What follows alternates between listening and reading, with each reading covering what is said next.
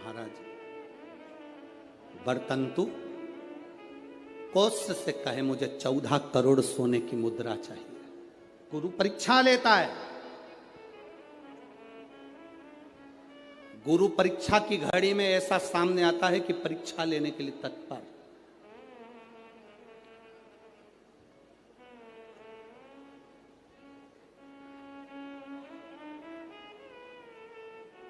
ली परीक्षा, 14 करोड़ सोने की मुद्रा। कौत्स गया तुरंत राजा रघु के पास में। राजा रघु से कहा महाराज 14 करोड़ सोने की मुद्रा मेरे गुरु जी को देना है, मैं ब्राह्मण का बालक हूं, आप दे दो। राजा रघु ने कहा 14 करोड़ सोने की मुद्रा देने के लिए मना नहीं, पर मैंने अभी यज्ञ करा था, उस यज्ञ में मैंने सोने की मुद्रा सब संतों को ब्राह्मण जन को बांटी है। मेरे पास में इतनी मुद्रा नहीं, थोड़ी बहुत निकल जाएगी, 1 करोड़ दे दूंगा, 14 करोड़ कहां से लाऊं। राजा रघु ने कहा पर ब्राह्मण मेरे दरवाजे से खाली ना जा, रुकिए मैं इंद्र पर आक्रमण करता हूं। गुरु गुरु है, इंद्र पर आक्रमण करता हूं।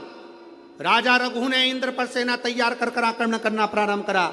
इंद्र का सिंहासन डोलने लगा। इंद्र दौड़ते दौड़ते भगवान ब्रह्मदेव के पास में गए। राजा रघु इंद्र पर आक्रमण कर रहे हैं, इंद्रलोक पर आ रहे हैं, क्या करा जाए। एक बच्चे को 14 करोड़ सोने की मुद्रा चाहिए, गुरु ने मांगी है इसीलिए लेकर जा रहा है। उसको 14 करोड़ स्वर्ण मुद्रा, हाँ 14 करोड़, हाँ क्या करें। इंद्र से कहा राजा रघु यहां पर आए स्वर्ण मुद्रा लेने के लिए, आप कुबेर को बुलाओ और कुबेर से कहो कि तू जाकर 14 करोड़ सोने की मुद्रा दे दे। कुबेर को बुलाया। कुबेर शमी का एक पत्ता तोड़ा। शमी का एक पत्ता कुबेर ने तोड़ा और पृथ्वी पर आकर शमी के पत्ते को तोड़कर कौत्स को दे दिया। कौत्स ये शमी का पत्ता ले। कौत्स ने कहा मुझे 14 करोड़ स्वर्ण मुद्रा चाहिए, ये पत्ते का क्या करूंगा। 14 करोड़ मुझे स्वर्ण मुद्रा चाहिए, इस पत्ते का क्या करूंगा।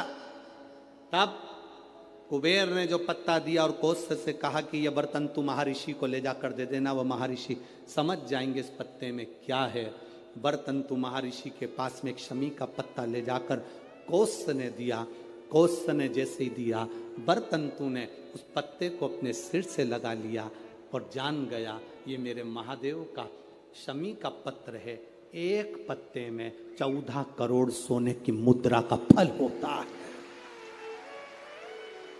14 करोड़ सोने की मुद्रा का फल एक शमी के पत्ते में होता है। तुरंत बरतंतु महर्षि ने शंकर की आराधना कर कर शिव जी से हाथ जोड़कर प्रार्थना करी, बाबा प्रकट हो। देवादिदेव महादेव प्रकट होकर कहते हैं बरतंतु मांगो तुम्हें क्या चाहिए। बरतंतु कहते हैं बाबा शरदीय नवरात्रि पूर्ण होने पर जो विजयदशमी आए, उस दशमी के दिन जो एक शमी का पत्र भूलवश भी महादेव को समर्पित कर दे, उसकी जिंदगी में कभी संपदा की कमी ना आए। एक शमी का पत्र, एक शमी का पत्ता 14 करोड़ सोने की मुद्रा से प्रबल हो जाता है। एक शमी का पत्र।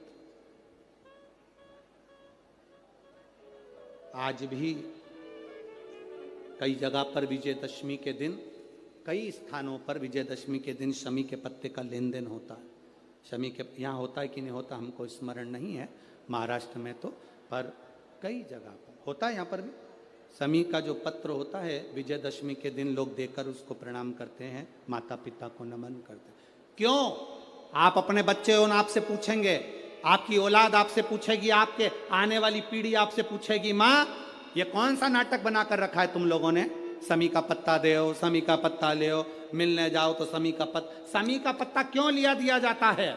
बच्चे पूछेंगे, आज की पीढ़ी बहुत प्रश्न करती है, उसको उत्तर देना पड़ेगा कि एक पत्ते में 14 करोड़ स्वर्ण मुद्रा का फल होता है।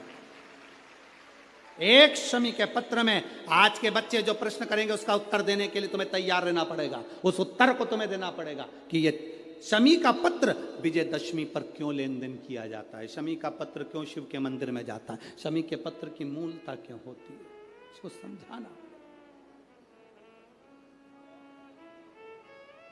एक शमी पत्र में वो फल है।